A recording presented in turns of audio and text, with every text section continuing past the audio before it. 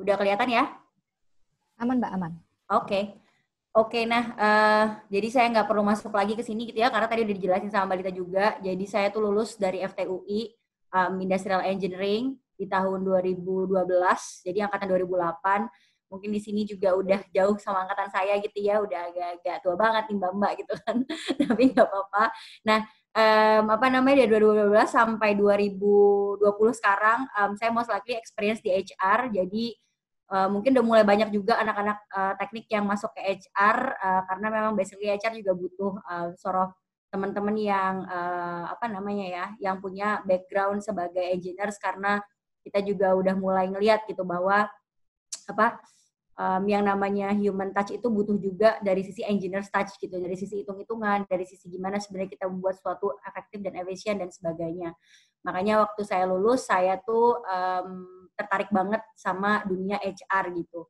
Waktu saya di kampus, saya juga ikut organisasinya itu, waktu itu IMTI, saya juga ikutnya kemahasiswaan, jadi tertarik banget sama HR. Dan sekarang juga berhadapan dengan teman-teman sebagai kurang lebih mungkin banyak yang baru lulus juga kali ya, itu juga happy gitu ngeliat muka-muka muda dari semua universitas, mungkin nggak cuma dari UI yang ada di sini. Nah, itu aja buat perkenalan saya. Selanjutnya saya sebelum masuk, saya pengen mau cek dulu gitu ya. Saya pengen teman-teman buka handphonenya, pergi ke menti.com, kodenya 979044.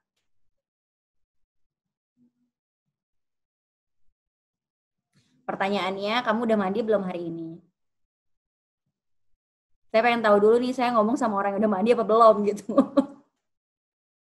Oke, nggak usah lama-lama ya, saya tunggu nih 30 detik deh. Oke, mohon maaf nih, jadwalnya 2 hari sekali kalau lagi di rumah aja. Baik.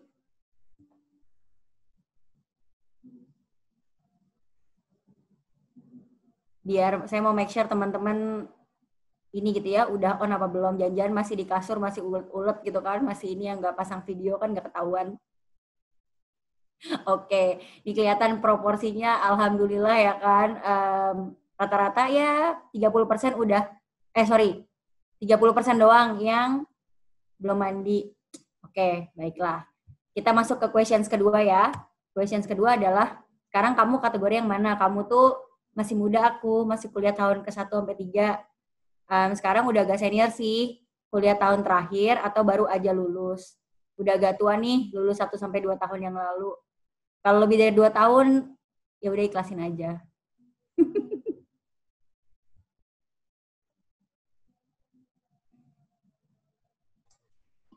Wow, keren. Wah, ya berarti emang banyaknya teman-teman yang masih ini ya, yang balance tuh antara teman-teman yang masih kuliah tahun 1 ke 3 sampai teman-teman yang baru lulus. Oke. Nah, sekarang saya mau tanya pertanyaan selanjutnya. Describe in one word, apa sih sebenarnya ekspektasi kamu setelah kamu lulus kuliah?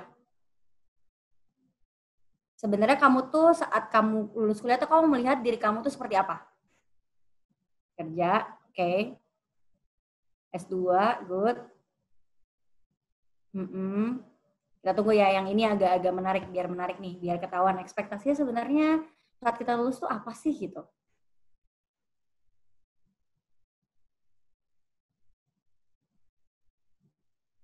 Oke. Ada yang ekspektasinya setelah lulus menikah, baik. Oke, kayaknya mau cari calon suami aja ya boleh. Atau biar nggak dosa ya.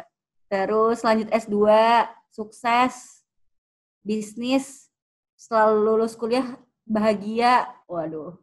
Terus kerja sesuai passion. Nah, that's the ideal situation. Continue to master degree. Apalagi tuh. Bekerja, karir, kerja di Unilever, caelah. Terus ada lagi nih, traveling. Aduh, kasihan banget lagi corona kayak gini, susah ya traveling ya. Bisnis, kerja, iya pasti banyak yang ekspektasinya setelah lulus kerja gitu ya. Nah sekarang kerja itu kerjanya di mana, habis itu jalur yang mau kita lakuin itu apa, itu yang akan kita cari gitu kan path-nya. Oke, terima kasih juga teman-teman sharingnya. So kita langsung masuk ke konten gitu ya. Terima kasih. Jadi ekspektasinya adalah bekerja. Oke, baik. Walaupun yang nikah lumayan besar juga. Jadi semakin besar tulisan di sini semakin banyak yang setuju gitu ya. Jadi Pak Munir ternyata banyak juga yang mau lulus langsung habis lulus nikah Pak. FYI. Enak soalnya. Dasar. Oke, nah kita masuk ke konten ya. Nah, oke. Nah, sebenarnya kalau ditanya sebenarnya apa sih plan? Kenapa sih itu important gitu ya?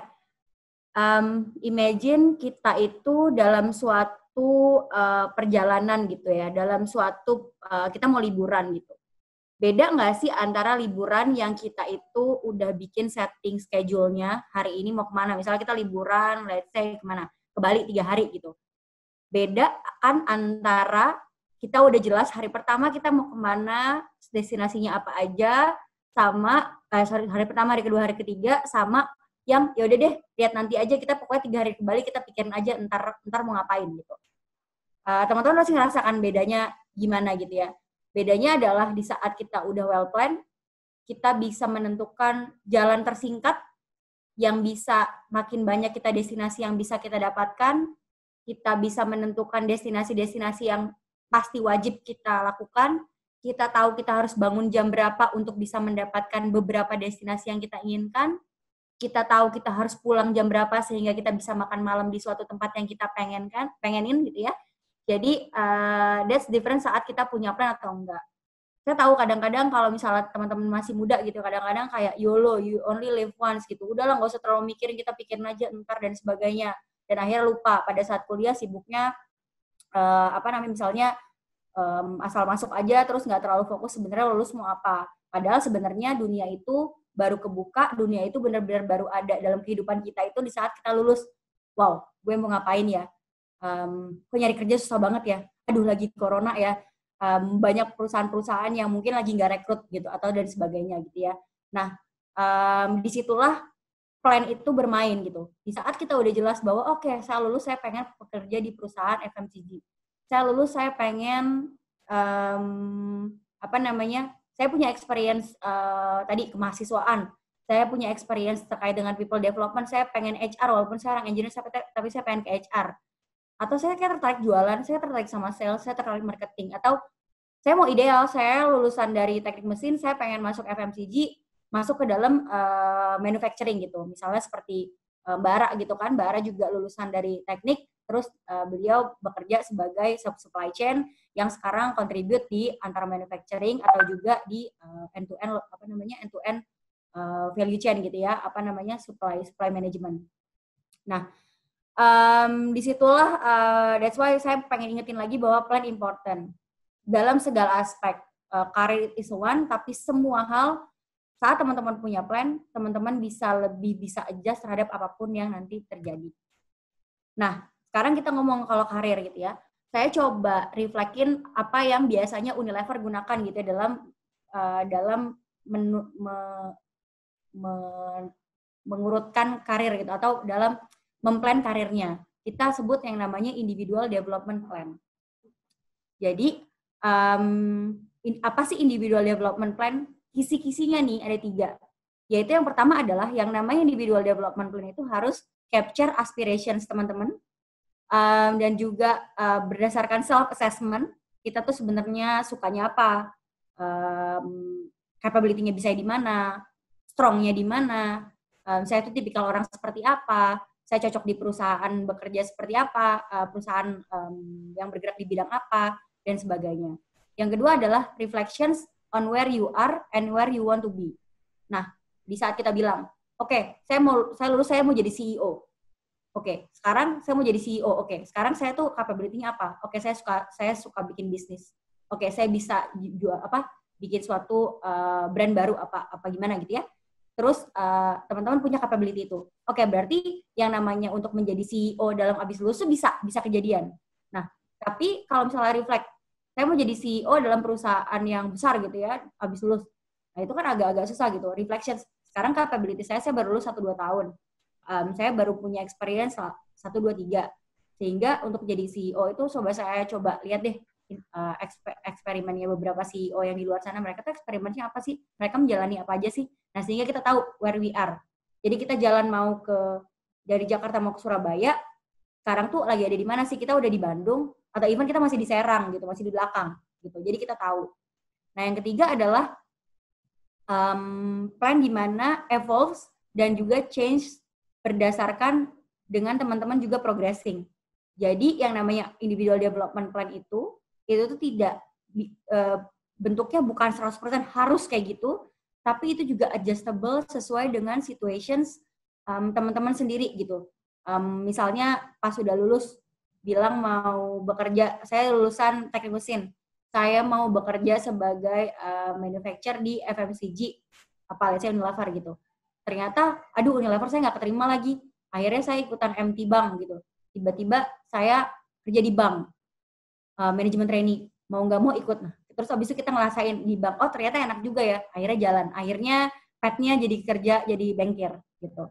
Atau setelah coba di bank, akhirnya, aduh kayaknya saya nggak bisa nih. Saya harusnya balik lagi ke keadaan ideal. Saya pengen balik ke manufacturing, saya pengen ke FMCG. Akhirnya teman-teman adjust lagi. Pengen development plan-nya balik lagi ke yang di-expect sama awalnya teman-teman gitu. Nah, itu yang namanya IDP. Itu akan change sesuai dengan teman-teman juga development teman-teman. Nah, apa sih dalam partnya individual development plan? Ada 4 yang penting. Yang pertama adalah aspire, reflect, prioritize, sama plan. Nah, aspire itu adalah kita harus punya ide kita mau kemana. Banyak-banyak ngobrol sama orang, banyak-banyak cari experience orang lain, banyak-banyak connections, banyak-banyak networking, atau lihat orang tuh path-nya seperti apa, sehingga teman-teman bisa punya aspire, saya pengen jadi ini, saya pengen dalam sekian waktu period, saya pengen ini gitu, kayak gitu ya. Yang kedua adalah reflect. Tahu destination-nya saya pengen jadi manajer di Unilever dalam waktu 5 tahun. Oke. Reflect, sekarang saya posisinya lagi baru lulus. Oke, berarti saya harus ikutan rekrutmen yang namanya Unilever Future Leaders Program, supaya program dalam 5 tahun saya bisa lulus jadi manajer misalnya. Nah, itu juga, apakah saya bisa, sekarang saya udah ready nggak sih untuk ikutan seleksinya UFLP? Saya gap-nya apa ya dibandingin sama anak-anak tahun lalu? Saya networking lah sama contohnya orang-orang yang saya kenal, anak-anak UFLP yang sekarang udah ada di Unilever. Apa sih kemarin sebenarnya tesnya? Bagaimana sih sebenarnya? Nah, itu tuh kita akhirnya bisa reflect. Oh, ternyata gap-nya saya itu buat mencapai itu tuh adalah A, B, C. Gitu. Nah, dari gap itu kita prioritize. Misalnya tadi gap-nya adalah, kita udah tahu nih gap-nya ternyata terkait dengan Excel skill gitu ya. Salah satu rekrutmen phase-nya adalah untuk masuk ke Unilever, misalnya kita tes Excel. Misalnya dikasih case study soal, terus teman-teman harus bisa mengerjakan itu dalam Excel. Excelnya apa aja, kurang lebih tuh kayak pivot, kayak VLOOKUP, kayak apa kayak gitu ya, teknis-teknisnya Excel. Ternyata saya selama di kuliah saya belum pernah pakai tuh. Nah, akhirnya teman-teman tahu itu yang paling penting gitu ya untuk teman-teman develop Excel skills. Makanya habis prioritas kita bisa tahu, oh Excel skills. Kedua, oh ternyata rekrutmen Unilever itu adalah bahasa Inggris yang paling penting gitu. Supaya bisa menyampaikan aspirasinya atau menyampaikan idenya using English misalnya. Oh, teman-teman merasa masih gap nih untuk bisa menginfluence orang lain dengan bahasa Inggris. Akhirnya teman-teman ikut kelas bahasa Inggris, ikut community dan sebagainya. Nah, hal-hal seperti itu yang harus teman-teman tahu gitu. Apa yang sebenarnya big chunk-nya sehingga bisa prioritize. Apa yang harus segera dilakukan untuk meng-close the gap. Yang keempat adalah plan. Setelah tadi udah tahu apa yang harus diprioritaskan, kita harus tahu plan-nya ini mau ngapain. Oke, udah tahu tadi yang harus diprioritaskan adalah satu skill Excel, yang kedua adalah bahasa Inggris gitu. Oke, yang Excel saya akan belajar sama temen yang jago Excel atau belajar sama anak IT atau belajar sama senior. Yang bahasa Inggris saya akan cari community bahasa Inggris, saya akan ikutan suatu les bahasa Inggris di mana yang akan bisa enhancing saya business presentation saya misalnya. Nah, habis ngeplan kayak gitu kan jadi teman-teman tahu untuk mencapai ujungnya, akhirnya step-step yang harus teman-teman lakukan tuh adalah apa. Yang terakhir adalah yang paling bawah adalah do review refresh. Nah, setelah udah kejadian, ternyata pas rekrutmen udah lakuin nih pas rekrutmen UFLP ternyata nggak dapet. Ya udah nggak dapet. Oke, ada rekrutmen perusahaan lain nih gitu. Ternyata FMCG juga. Akhirnya di review juga, oh dari kemarin di Unilever, kemarin saya gagal di part ini, saya dapat feedback ini. Berarti saya harus melakukan development-nya, plan-nya adalah 1, 2, 3 lagi. Nah, itu tuh kayak cycle yang namanya individual development plan ini. Gitu. Nah, tadi ya, step 1 aspire. Ini keywords-keywordsnya gitu. Biasanya kalau kita ngomong aspire, teman-teman suka dapat kisi-kisi kan? Kalau dalam rekrutmen proses tuh seringnya ditanyanya mengenai 5 tahun ke depan kamu melihat diri kamu apa sih? Gitu kan, sering pertanyaannya gitu. Nah, sebenarnya sama, di Unilever kita pakai yang namanya term gitu ya, period of time, kita pakai biasanya memang yang namanya long term itu di atas 5 tahun, yang namanya medium term itu 3 sampai 5 tahun, yang dipakai dalam waktu dekat atau current role atau current situation itu antara 1 sampai 3 tahun lah gitu. Nah, di saat kita bisa mendescribe dalam 5 tahun ke depan kita mau jadi apa atau kita mau mencapai apa, kita bisa tarik mundur. Milestone-nya tuh sebenarnya di tahun ketiga kita harus ngapain, di tahun sekarang saya harus ngapain gitu. That's why kita bagi itu menjadi 3 term gitu biasanya dalam career planning. Tipsnya adalah pikirin tentang seseorang yang kamu admire, kamu contohnya siapa, kamu punya senior yang kamu merasa aspiring banget, inspiring banget gitu. Terus optionsnya apa aja, plan A, plan B-nya apa aja. Terus apa yang kamu non-negotiable, misalnya saya pokoknya non-negotiable-nya harus bekerja di FMCG, saya nggak mau di tempat lain selain FMCG misalnya. Nah, jadinya teman-teman bisa juga nge-plan berdasarkan itu gitu. Apa is your non-negotiable gitu. Nah, yang kedua adalah reflect. Tadi know your starting point. Dibagi 2. Yang pertama adalah strength. Oke, jangan selalu kita ngelihat gap. Yang namanya reflect itu kita juga ngelihat strength kita tuh sebenarnya apa. Kalau saya reflect kepada diri saya tadi, saya strength-nya adalah saya merasa saya untuk people development itu saya strength gitu. Pada saat saya masuk ke community atau ngomongin development someone, saya merasa saya punya ambisi, saya merasa punya capability. Terus saya akhirnya saya banyak belajar di situ, saya tahu strength saya di situ, makanya saya fokus ke sana. Makanya saat saya lulus, saya fokus kepada saya mau jadi orang HR misalnya. Gitu. Jadi saya tahu strength saya. Dimana kalau misalnya waktu itu saya lulus mungkin jadi kayak Mbak Ara gitu ya, jadi planning gitu, aduh kayak saya kusut banget nih, kayaknya kebanyakan banget hitungannya kayak pusing banget nih misalnya. Ini gapnya terlalu jauh kayak buat saya misalnya. Jadi saya tahu. Nah, habis dari situ, setelah saya tahu, oke, saya mau masuk HR. Nah, setelah saya masuk HR, ternyata HR tuh nggak sembarangan cuma people development doang, ternyata banyak aspeknya gitu.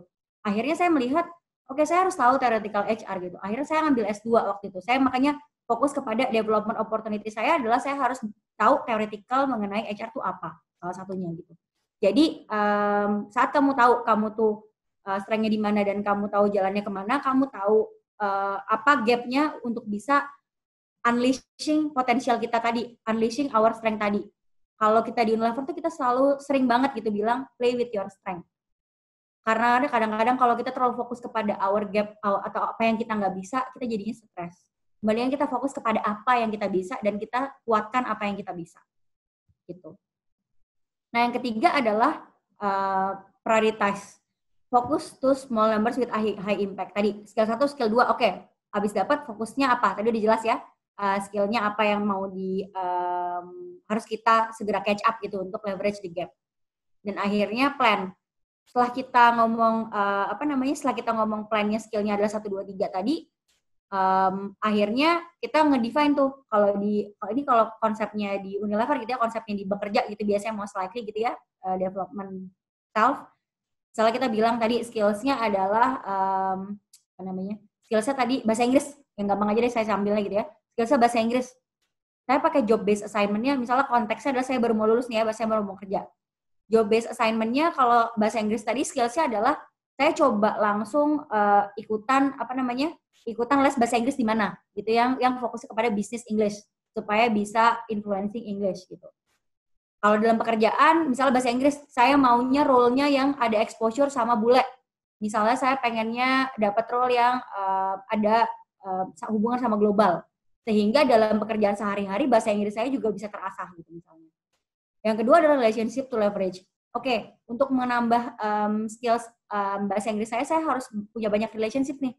Di rumah saya paksa semua orang pakai bahasa Inggris gitu. Misalnya mamah gitu, kakak, adik, ayo kita di rumah harus pakai bahasa Inggris. Atau di kampus kan dulu suka sempet tuh, saya nggak tahu sekarang di teknik masih kayak gitu apa enggak, tapi sempet tuh dicanangin kayak English Friday apa segala gitu ya. Jadi itu salah satu contohnya gitu. Yang ketiga adalah formal development. Tadi kalau misalnya dalam konteks kerja atau konteks dalam karir, biasanya memang kita selalu bilang yang namanya development itu harus dilakukan dengan on the job. Jadi langsung kecemplung bahasanya. Yang namanya formal development itu nyangkutnya cuma 10% gitu. Kalau misalnya kita udah kerja, yang namanya training, kelas gitu ya, 3 hari training itu nyangkutnya tuh cuma 10% dari sebenarnya skill yang kita butuhkan gitu. Karena teori itu sering banget nguap. Makanya kalau di saat di saat kuliah juga banyak yang teori gitu ya, banyak yang nguap, tapi di saat praktek itu baru benar-benar berasa, oh ini tuh kayak gini, oh dunia kerja tuh kayak gini gitu. Jadi tipsnya adalah do some real projects dan juga find the relevant. Relevansi itu teman-teman. Yang terakhir adalah do review refresh. Apa yang teman-teman rasa dari terakhir checkpoint terhadap IDP udah progressing apa sih gitu ya. Terus apa yang bisa kita yang kita masih merasa belum checklist atau masih berasa belum comply, tapi itu within our control yang sebenarnya bisa kita perbaiki gitu. Dan juga support apa yang dibutuhkan dan siapa sih yang harus ditanya gitu. Jadi stres terhadap development plan itu jangan sendiri. Sebisa mungkin punya mentor, kalau di kampus punya pembimbing skripsi, atau punya dosen yang dulu jadi asdos, atau punya kakak senior yang jadi kakak asuh, atau apapun itu tuh bisa menjadi support teman-teman. Dan again, ingat bahwa connections itu penting gitu. Sehingga horizon yang teman-teman punya juga lebih besar. Nah, kalau kita ngomong yang namanya plan, opportunity gitu ya, selalu kita ngeplan, tapi ada yang namanya opportunity. Sekarang yang namanya kesempatan itu juga berpengaruh terhadap plan. Di saat bagaimana caranya kita bisa menemukan yang titik tengah itu gitu ya, yang temu smile gitu. Di saat ada plan tapi nggak ada kesempatan, mau nggak mau kita harus adjust. Di saat ada kesempatan tapi nggak sesuai sama plan, itu juga kadang-kadang kita harus adjust. Contohnya tadi, saya pengennya lulus di FMCG, ternyata saya keterimanya di bank. Ya mau nggak mau saya jadi harus adjust gimana caranya belajar supaya jadi banker. Atau atau kebalikannya, misalnya tiba-tiba opportunity-nya ada di depan mata nih. Saya sebenarnya nggak tertarik banget sama itu, sama consulting, tapi ternyata senior saya kerja di sana, terus saya diajak untuk jadi junior consulting di sana. Akhirnya saya adjust gitu. Nah, itulah yang namanya plan itu harus intersection sama yang namanya opportunity. Dan again, plan itu should start with end of mind, tahu ujungnya apa, tapi harusnya tidak melok final destination teman-teman. Jadi kita tuh sering stres karena suatu hal itu tidak sesuai kejadian dengan apa yang kita ekspektasikan. Dengan situations yang contohnya kayak gini deh, corona gitu ya. Ekspektasinya tuh adalah banyak opportunity di luar sana yang kita bisa dapetin. Ternyata pas sudah lulus, wow, ternyata susah ya nyari kerja sekarang gitu. Atau pas sudah lulus ekspektasinya bisa pajang foto wisuda gitu ya di Balairung. Ternyata wisudanya suruh online misalnya. Contohnya kayak gitu. Jadi dalam situasi yang ibaratnya sangat fluktuatif gitu ya sekarang, sebisa mungkin yang namanya plan itu jangan melok destination teman-teman. Karena di saat kita melok yang namanya destination, terkadang kita juga punya sakit dalam diri yang benar-benar jadi bikin stres gitu. Nah, dengan at least dengan menulis plan teman-teman, setidaknya bisa create a stepping stones yang bisa membantu teman-teman sesuai dengan destinasi awalnya. Ini gambarnya gitu ya, contohnya plannya jalannya lurus gitu, ternyata di reality ada hujan, ada pulau dan sebagainya. Oke. Nah, selanjutnya tadi skenario gitu ya. Kita ngomong skenario A, B. Bentar saya mute bentar ya.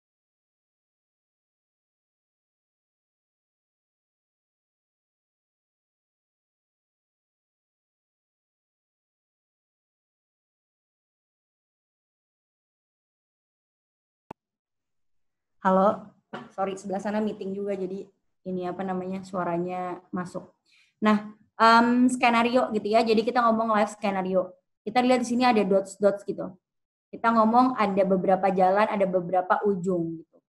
Di saat kita lulus kita ngomong yang hitam misalnya. Ya, hitam ini dots-nya adalah saya lulusan teknik. Saya mau kerja di perusahaan manufacturing. Saya pengen jadi engineers di sana gitu. Akhirnya saya jalan ke sana, saya dapat jadi manajer engineers gitu, misalnya engineering manager, terus saya jadi director dari pabrik gitu ya, director pabrik manufacturing. Nah, itu jalannya lurus gitu. Nah, tapi misalnya kalau misalnya kita ngomong ternyata ada skenario lain gitu ya. Ternyata saya lulus sebagai engineers. Tapi ternyata pada titik tertentu saya itu gak ada opportunity, saya ikutan beberapa seleksi masuk ke dalam jurus supply chain, tapi kok saya nggak keterima. Saya akhirnya saya akhirnya pindah jalur, saya cobain dulu jadi kerja di bank. Oh, ternyata kerja di bank happy, ya udah lanjut gitu ya. Atau ini kuning, kita habis itu kerja di bank, aduh enggak deh, kayaknya mau coba lagi, pengen FMCG tapi nggak usah manufacture deh, ke sebelah sini, akhirnya jadi marketing misalnya di sini. Nah, itulah dalam life, dunia itu baru kelihatan pas kita lulus gitu. Saya juga waktu lulus itu juga baru berasa bahwa bahwa hidup yang benar-benar rumit itu baru keluar sekarang gitu. Aduh mau jadi apa? Aduh ngeplannya gimana? Aduh ternyata susah banget. Aduh gitu. Nah jadi saya cuma mau ingetin aja teman-teman gitu ya bahwa yang namanya skenario itu jangan, yang namanya end in mind atau namanya plan, jangan saya harus. Kebiasaan kalau misalnya saya harus tuh kadang-kadang itu motivational ya. Saya harus itu kan kalau katanya positive mindset itu penting gitu ya. Saya harus. Tapi sebaiknya daripada saya harus, karena di saat saya bilang saya harus, itu membuat ada satu titik tertentu yang membuat dead end gitu. Saat saya tidak capai itu, saya menjadi pribadi yang down, yang stres karena nggak nyampe. Karena waktu itu saya bilang saya harus. Tapi kalau dibilang saya memilih untuk gitu ya, saya memilih untuk mengambil jalan ini, itu akan lebih baik. Dan saat teman-teman tidak mencapai titik tertentu, itu juga rasa untuk bisa memaafkan diri sendiri atau rasa untuk bisa cepat untuk adjust ke jalan lainnya, itu juga cepat gitu. Misalnya saya harus ke Bali lewat jalur Pantura gitu misalnya, ternyata jalur Pantura ditutup gitu. Ya saya harus cari jalur lain, saya memilih untuk lewat jalur selatan misalnya. Agak belok-belok dikit sih, kilometernya agak jauh sih, tapi endingnya saya akan nyampe Bali juga gitu misalnya. Nah, hal seperti itu yang saya mau ingetin ke teman-teman. Jadi hopefully materi dari saya itu aja gitu ya, dari sisi individual development plan dan bagaimana kita bisa adjust terhadap plan tersebut. Nah, nanti mungkin sesinya Mbak Ara lebih ke sharing bagaimana Mbak Ara mem-create plan-nya dia juga dari lulus sampai akhirnya di karirnya yang sekarang. Saya langsung ke Mbak Ara atau gimana Mbak Lita? Oke, Mbak Intan sudah selesai berarti ya. Oke, terima kasih banyak Mbak Intan. Nanti selanjutnya bisa langsung dengan Mbak Ara. Mungkin sebelum Mbak Ara berbicara kan kita berikan kesempatan kepada Mbak Ara untuk share screen ya. Share screen sambil dibantu oleh host meeting kita. Dan perlu diketahui bagi teman-teman yang mengikuti di channel YouTube kami, mohon maaf nanti untuk pertanyaan hanya akan kami tampung berdasarkan pertanyaan yang kita buka di room chat dari room meeting Zoom kita kali ini. Baik, Mbak Ara berarti sudah siap ya? Iya. Oke, silakan Mbak Ara. Oke, layarnya udah kelihatan semuanya? Sudah Mbak, sudah. Udah ya. Sebelumnya saya mau mengucapkan terima kasih terlebih dahulu kepada Pak Munir dan kepada Mbak Ros dan Mbak Nurma dan rekan-rekan CDC FTUI udah mau memberikan kesempatan untuk saya sharing di sore hari ini. Mungkin karena ini udah makin sore, sharing saya kali ini agak lebih ringan. Kita lebih sharing tentang pengalaman saya dari sebelum masuk Unilever, terus masuk Unilever, dan sampai sekarang seperti apa. Jadi, kita mulai aja. Sebelumnya perkenalan dulu ya. Perkenalan. Next. Sebelumnya perkenalan teman-teman, seperti yang tadi kalian, aku lulusan dari Fakultas Teknik, jurusan Industri tahun 2014, lulus tahun 2018, jadi masih nggak terlalu jauh lah ya gapnya sama teman-teman semuanya. Nah, untuk menambahkan penjelasan dari Kak Intan sebelumnya, teman-teman khususnya yang udah mau lulus nih, penting bagi teman-teman untuk mengetahui apa sih sebenarnya tujuan hidup teman-teman, apa sih sebenarnya purpose dari teman-teman. Kalau dari aku sendiri, purpose-ku itu adalah untuk menjadi seorang pemimpin yang bisa menerangi jalan gitu. Jadi kita bisa memimpin dengan jelas orang-orang yang kita pimpin, dan nantinya kita bisa create new leaders juga saat kita sedang memimpin. Nah, perkenalan singkat, aku kelahiran dari Sumatera Utara, lalu setelah itu menghabiskan banyak waktu di Pekanbaru, dan di tahun 2014 akhirnya pindah ke Depok di jurusan Teknik Industri. Jadi, singkat cerita, aku akhirnya join di Unilever di Oktober 2018. Sebelumnya teman-teman, aku nggak punya bayangan sebenarnya tentang apa sih itu Unilever, apa sih sebenarnya yang harus kita kerjakan di FMCG. Mungkin kalau di teknik industri kita ada belajar tentang sistem produksi, kita ada belajar tentang sistem manufaktur, kita juga ada belajar tentang planning dan lain sebagainya, inventory planning dan lain sebagainya. Tapi masih belum kebayangkan sebenarnya dari ilmu itu apa sih yang akan kita praktekkan di dunia kerja nanti. Nah, pada saat itu aku punya cita-cita lain nih. Kalau misalnya kita lihat ke masa lalu ya, aku punya cita-cita lain. Tapi akhirnya di sekitaran tahun 2017, itu aku join salah satu program inisiatif Unilever untuk para women engineer, yaitu WOLF. Mungkin beberapa teman-teman di sini udah sempat dengar juga terkait WOLF. Jadi WOLF itu Women in Engineering Unilever Leadership Fellowship. Kebetulan pada saat itu aku batch pertama, jadi memang baru pertama kali launch program WOLF ini di Indonesia. Nah, selama program WOLF ini, aku akhirnya belajar dan diperkenalkan tentang Unilever. Jadi di situ kita ditunjukkan tentang apa sih sebenarnya yang dikerjakan di supply chain Unilever pada saat itu. Kita diajak untuk factory tour, lalu kita diberikan kesempatan untuk sharing bersama teman-teman yang udah join Unilever sebelumnya. Kita bisa nanya-nanya dengan bebas, kira-kira apa sih yang dibutuhkan, skill set apa sih yang dibutuhkan supaya kita bisa diterima di Unilever, khususnya di apa sih sebenarnya yang perlu kita kembangkan lagi dari diri kita yang sekarang, mungkin interpersonal skill seperti apa yang diharapkan ketika kita sudah join ke Unilever. Mungkin tadi udah sempat dijelaskan lebih clear ya oleh Mbak Intan di sesi sebelumnya. Nah, saat itu aku udah mulai ada kebayang nih, oh ternyata kerja di Unilever seperti ini, oh ternyata aku bisa nih masuk ke Unilever asalkan aku melakukan development seperti ini. Mungkin pada saat itu secara nggak sengaja aku bikin IDP, Individual Development Plan, tapi belum terstruktur, tapi setidaknya udah kebayang tuh, oke, aku mungkin akan join Unilever setelah lulus nanti, apa aja yang perlu aku kembangkan, apa aja ya sekarang strength-nya aku, apa aja sebenarnya weakness yang masih aku punya. Kira-kira dari weakness ini, apa yang bisa aku ubah menjadi strength? Lalu aku bisa lihat juga kira-kira opportunity apa ya yang nanti akan aku dapatkan ketika aku masuk ke dalam Unilever lewat program UFLP. Pada saat itu, program UFLP itu pada saat itu adalah satu-satunya cara masuk Unilever yang aku ketahui. Nah, setelah itu, apa sih sebenarnya tantangan-tantangan ke depannya ketika kita nanti mau join Unilever? Akhirnya di tahun 2018 awal, aku memberanikan diri untuk daftar ke program UFLP ini, Unilever Future Leaders Program. Pada saat itu memang Unilever dan Fakultas Teknik itu udah bekerja sama, jadi dari level departemen itu udah mulai dilakukan screening CV, dan untuk teman-teman yang mungkin udah pada saat itu udah memenuhi kriteria di screening CV, itu langsung diberikan kesempatan untuk daftar ke yang namanya networking dinner.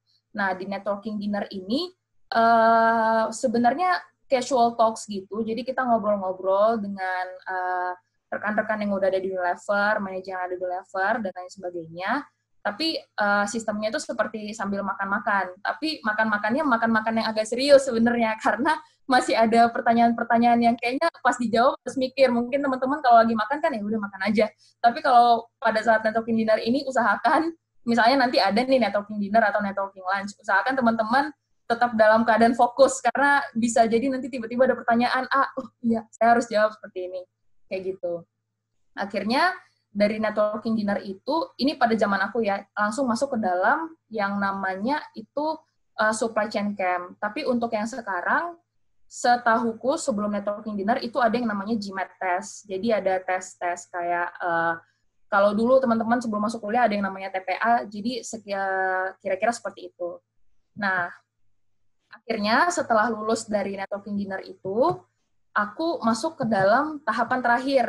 Tahapan terakhir ini namanya supply chain camp. Kenapa namanya camp? Karena kita emang nginep di situ. Jadi selama 3 hari itu benar-benar teman-teman di drill. Jadi 3 hari dari hari pertama, hari kedua, hari ketiga, itu dari pagi sampai sore, bakalan ada business case, lalu ada simulasi, lalu ada juga interview, dan lain sebagainya. Jadi selama 3 hari itu benar-benar dilihat kesiapan mental teman-teman. Kira-kira kalau misalnya anak ini atau individu ini kita berikan banyak tekanan, bagaimana ya responnya? Kira-kira ketika kita berikan banyak pekerjaan yang bertubi-tubi, kira-kira dia masih tetap bisa bertahan nggak ya, dan lain sebagainya. Dari situ juga karena kita sehari-hari ketemu, kelihatan juga kan kira-kira gimana ya sebenarnya sifat dan sikap dia sehari-hari. Kira-kira ketika berkomunikasi apakah lancar, ketika komunikasi apakah menimbulkan konflik, atau mungkin lebih ke arah yang ya tenang-tenang aja, seperti itu pasti di-assess dalam 3 hari itu. Dan jujur kalau misalnya dari pengalaman aku sendiri, 3 hari itu lumayan melelahkan. Jadi mungkin untuk teman-teman yang udah melewati networking dinner atau networking lunch dan sekarang udah mau masuk ke dalam supply chain camp yang kemarin ikut program recruitment UFLP, nah itu mungkin lebih disiapkan lagi selain mental juga fisiknya, jadi supaya teman-teman tetap bisa di-assess dengan baik, seperti itu istilahnya. Nah, setelah melewati supply chain camp itu, di hari terakhir langsung diberikan pengumuman terkait kamu lulus atau enggak ke program UFLP. Nah, pada akhirnya di bulan Oktober 2018, aku officially join Unilever sebagai Unilever Future Leaders Program untuk divisi supply chain. Nah, teman-teman bisa lihat sendiri tuh, kalau yang di slides itu mukaku masih seneng gitu, masih seneng. Nanti kita lihat setelah masuk Unilever makin seneng atau makin gimana gitu. Tapi pasti makin seneng, ya kayak gitu deh. Nah, jadi setelah masuk ini, mulailah yang aku sebutkan di sini transformational journey begins. Kenapa dikatakan transformational? Karena memang ketika aku berdiri sekarang dan ngelihat ke diri aku balik lagi di tahun 2018 itu, udah banyak perubahan-perubahan positif yang terjadi ketika aku masuk ke dalam Unilever. Apalagi setelah melewati beberapa rotasi. Jadi ketika aku join Unilever sebagai UFLP, itu rotasi yang paling pertama itu pasti masuk ke dalam yang namanya itu customer development, divisi customer development. Apa itu divisi customer development? Itu adalah divisi sales, kalau dalam bahasa awamnya ya, divisi sales. Nah, di divisi ini aku benar-benar di Cirebon, bukan di kota Cirebon, tapi masih masuk lagi ke dalam desa di Cirebon. Di situ aku kerja di suatu distributor Unilever, jadi ngobrol sama salesman-nya, pergi ke pasar, terus habis itu nego-nego ke toko-toko kalau misalnya, Bu, beli dong yang barang yang ini ada promo nih, dan lain sebagainya.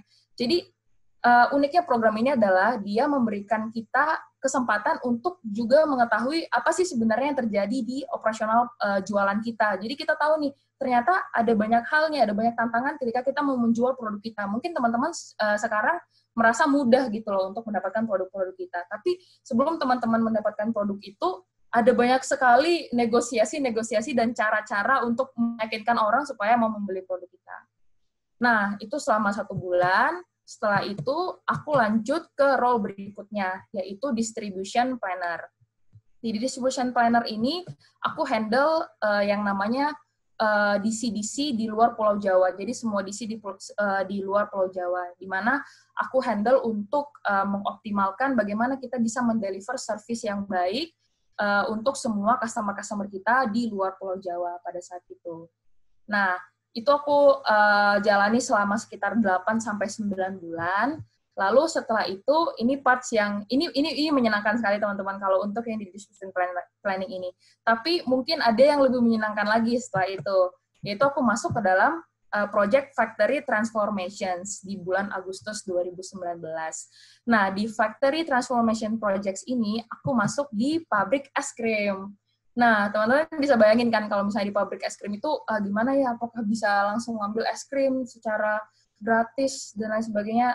Tentu saja tidak, tapi setidaknya dalam 1 kali 6 bulan itu freezerku pasti full dengan es krim yang bikin jadi makin termotivasi gitu loh. Kalau misalnya buka kulkas, es krim ada banyak gitu.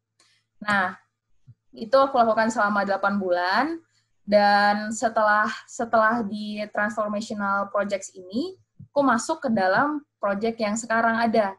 Itu di Marketing Sales Operations and Sourcing Unit Planner. Mungkin namanya agak panjang ya, tapi secara garis besar itu aku seperti supply planner untuk innovations dan production di beberapa sektornya. Untuk sekarang kebetulan aku sedang memegang hair care kategori. Jadi teman-teman yang mungkin shampooannya pakai Sunsilk atau Dove atau Tresemme itu semuanya itu plannernya dari aku. Jadi barang-barangnya, gimana caranya kita mendistribusikan barang dengan baik, gimana caranya kita bisa menentukan production plan yang sesuai, itu sekarang lagi kerjaan aku. Sayangnya fotonya nggak ada, karena ketika aku masuk ke dalam role ini, kita udah masuk ke dalam COVID-19, jadi ya apa-apa semuanya terkoneksi melalui Teams call. Jadi nggak ada foto perbandingannya, tapi believe me or not, mungkin teman-teman bisa ngeliat dari mukaku yang lagi ada presentasi sekarang ini. Secara garis besar seperti itu teman-teman untuk journey aku selama di Unilever. Nah, tentunya setelah teman-teman mendengar yang tadi, benar-benar di dalam program ini didesain dengan sangat komprehensif gitu teman-teman. Jadi komprehensifnya itu seperti apa? Mungkin contoh yang paling simpel yang pertama, di setiap kali aku rotasi dan hampir di setiap role itu tiap tahun atau mungkin tiap sekali sekuarter itu pasti kita diberikan trainings atau workshops. Untuk apa tujuannya? Yaitu untuk mengupgrade ilmu teman-teman. Jadi mungkin tadi sempat disinggung di awal-awal, kira-kira gimana ya kalau misalnya masuk Unilever tapi nggak punya kemampuan gitu, kemampuan yang bagus untuk Excel. Mungkin punya kemampuannya tapi belum terlalu advance. Atau mungkin gimana ya kalau misalnya bahasa Inggris pas masuk-masuk sebenarnya masih kurang lancar gitu. Gimana ya caranya bisa upgrade? Nah, ketika aku masuk ke Unilever ini, ada banyak banget trainings dan workshops yang disediakan oleh tim HR ataupun mungkin tim departemen masing-masing untuk mengupgrade skill teman-teman. Jadi, jangan takut ketika nanti masuk, ada aja, mulai dari sesimpel English les bahasa Inggris, itu juga ada. Waktu aku di pabrik kemarin, itu tuh ada les bahasa Inggris. Jadi setiap hari Rabu atau Kamis, itu pasti nanti orang-orang berkumpul untuk belajar bahasa Inggris. Lalu kalau misalnya belajar bagaimana sih caranya mengoperasikan Excel, bagaimana caranya mengoperasikan SAP, dan lain sebagainya, itu ada. Jadi untuk contoh paling simpel, yang pertama itu seperti itu. Nah, nggak cuma itu, mungkin tadi aku udah jelasin ke teman-teman, selama ini tuh aku udah rotasi ke role mana aja, mulai dari area, terus habis itu masuk ke distribution planning, di logistik, lalu sempat masuk juga ke factory. Jadi program ini dirancang supaya kita bisa mengerti end-to-end dari supply chain, khususnya kan karena sekarang kan supply chain nih.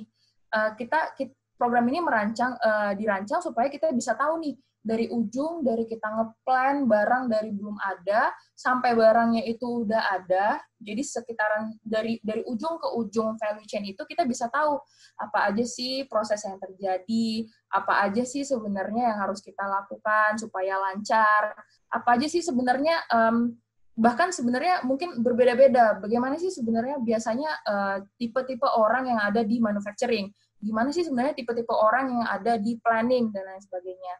Jadi itu sebenarnya selaras juga. Mungkin kalau misalnya kita lihat dari namanya Unilever Future Leaders Program, Future Leaders. Leaders itu artinya orang yang bisa memimpin.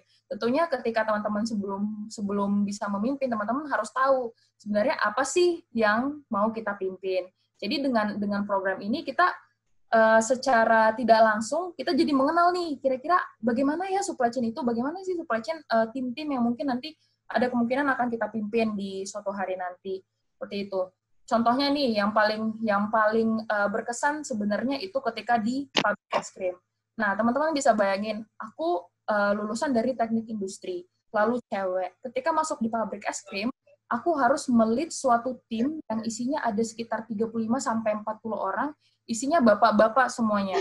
Isinya bapak-bapak, dan usianya udah di atas 30 tahun, bahkan ada yang udah mau pensiun. Jadi teman-teman bisa ngebayangin nggak, bukan ilmu-ilmu yang mungkin aku dapatkan di kuliahan, ilmu-ilmu teknis, gimana caranya menganalisis dan sebagainya, mungkin itu berkontribusi sedikit dibandingkan gimana caranya aku bisa manage orang, gimana caranya aku bisa manage people di dalam tim itu. Jadi tiap hari gimana caranya kita memimpin briefing, isinya ada 30-an orang, bapak-bapak. Tiap hari gimana caranya kita bisa mengakomodasi request dari bapak-bapak ini, aduh Mbak, saya lagi nggak enak badan, gimana ya ini. Saya harus tahu nih, kira-kira pengganti dia siapa ya, supaya mesin nggak stop. Kira-kira yang akan menghandle bagian ini siapa ya, supaya produksi tetap jalan, seperti itu. Jadi, challenge-nya ada di situ tuh, gimana caranya kita selain bisa pintar menganalisis, tapi gimana caranya kita bisa juga pintar mengakomodasi dan komunikasi kepada semua orang. Jadi seperti itu.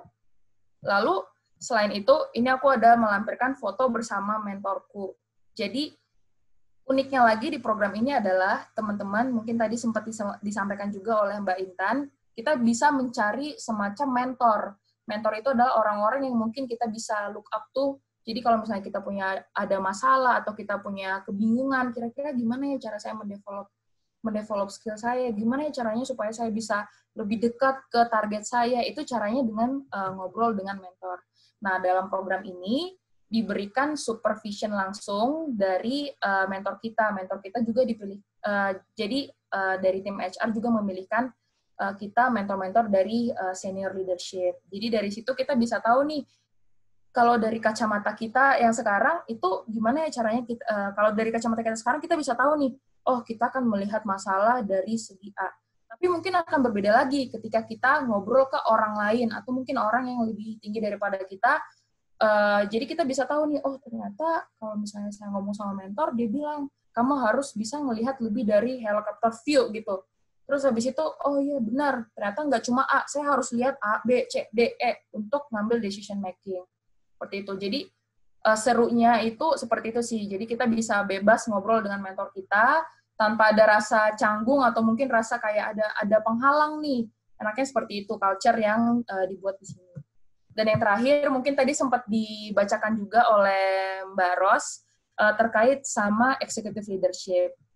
Nah, jadi selain kita harus mendevelop skills yang tadi interpersonal skills, kita mendevelop skills technical kita, gimana caranya kita bisa bagus gitu di kerjaan, tapi dengan program ini juga diberikan kesempatan supaya kita bisa sharpen our business acumen. Jadi gimana caranya kita bisa mengerti nih, sebenarnya bisnis itu, how does business works, gimana sebenarnya Unilever bisa menjadi seperti sekarang, itu melalui executive education dari INSEAD. INSEAD itu adalah salah satu top business schools untuk sekarang.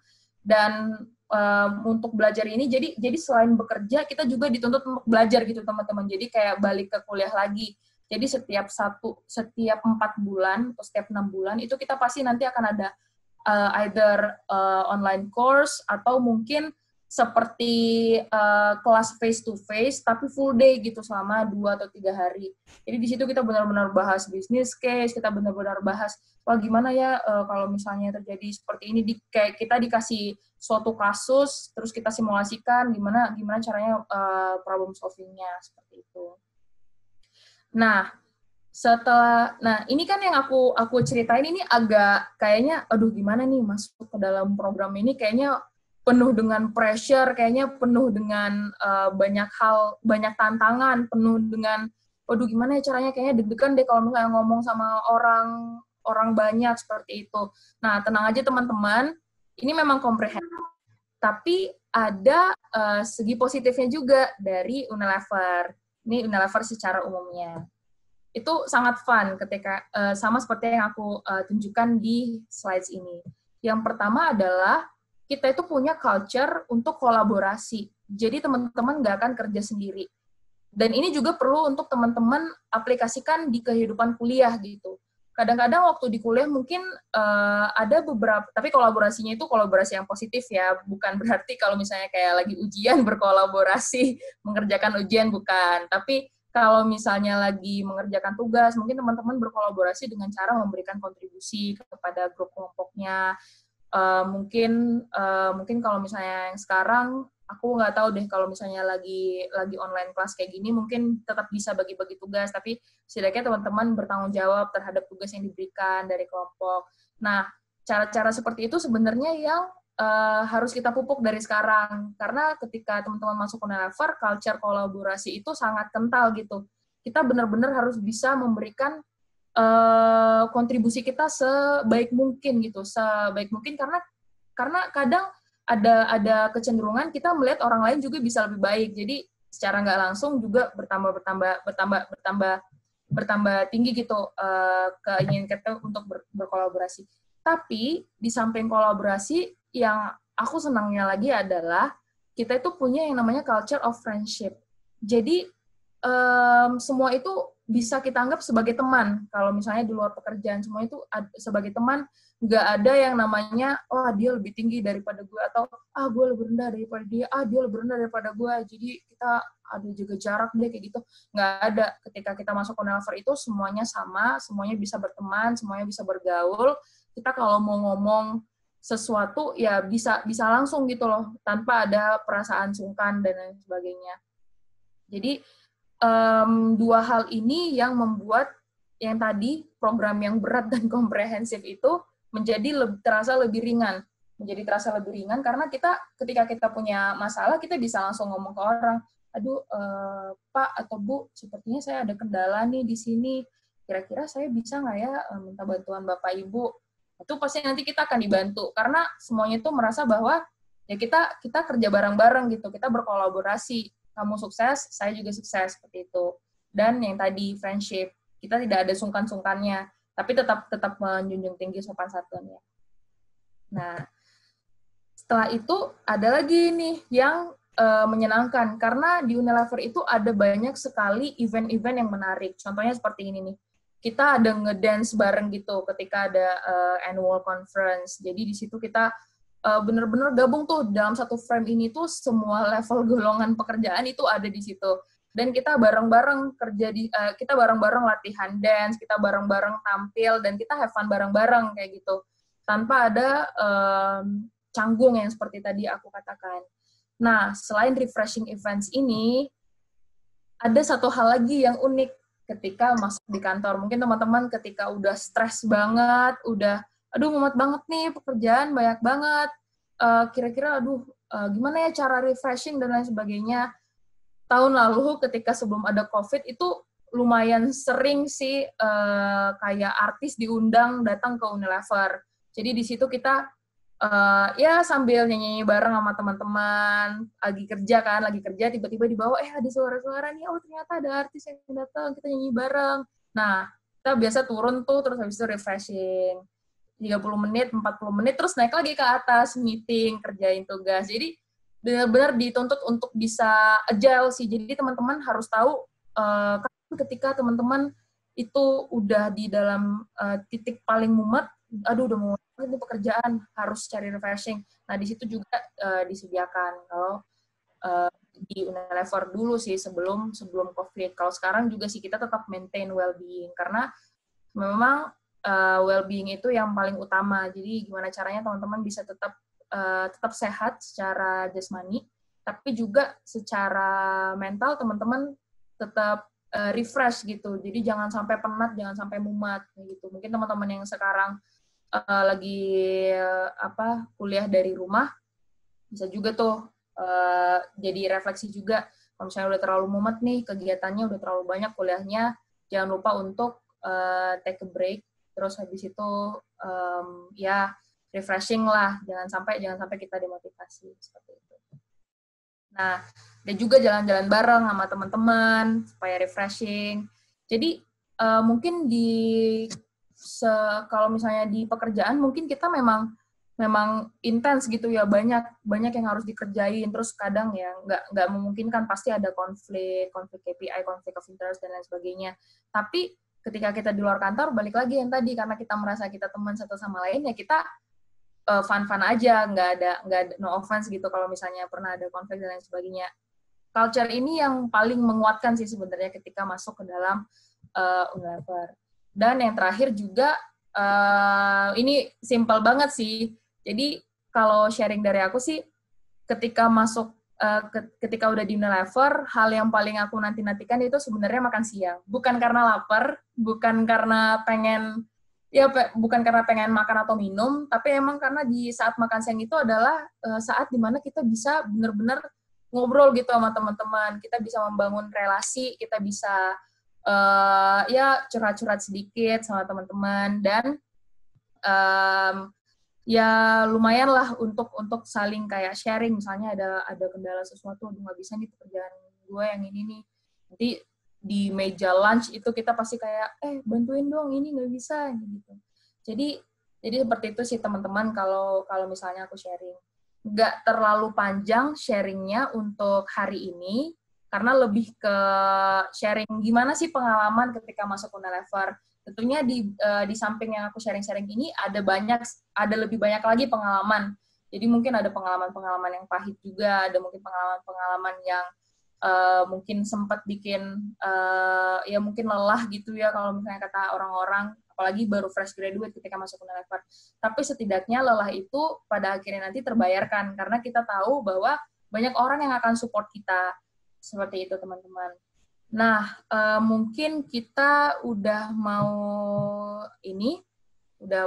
aku mungkin udah mau selesai sharingnya, tapi sebelum menyelesaikan sharing ini, aku mau memberikan pesan kepada teman-teman semuanya, khususnya teman-teman yang mungkin sebentar lagi akan mengakhiri perkuliahan, untuk 3 hal. Jadi ada 3 hal ini yang selalu digaung-gaungkan gitu oleh salah seorang VP Supply Chain di periode sebelumnya. Yaitu yang pertama, be curious, teman-teman harus selalu mau cari tahu, selalu mau belajar, selalu mau upgrade ilmu. Lalu be courageous, teman-teman harus selalu yakin dan teman-teman harus selalu berani untuk take decision, untuk tahu apa sih sebenarnya plan kita, apa sih sebenarnya yang mau kita lakukan. Dan yang terakhir, be connected. Jadi acara seperti ini sangat bagus untuk koneksi teman-teman, di mana teman-teman bisa langsung ngobrol kalau misalnya teman-teman mau join ke Unilever, atau mungkin ketika ada acara-acara lain dari perusahaan lain juga bisa teman-teman manfaatkan sebagai sarana teman-teman untuk terkoneksi dengan banyak orang. Jadi sekian dari saya, nanti kita mungkin bisa lanjut di sesi tanya-jawab kalau misalnya mau yang lebih detail. Terima kasih. Oke, terima kasih banyak Mbak Ara, Mbak Intan atas presentasinya yang luar biasa. Tadi punchline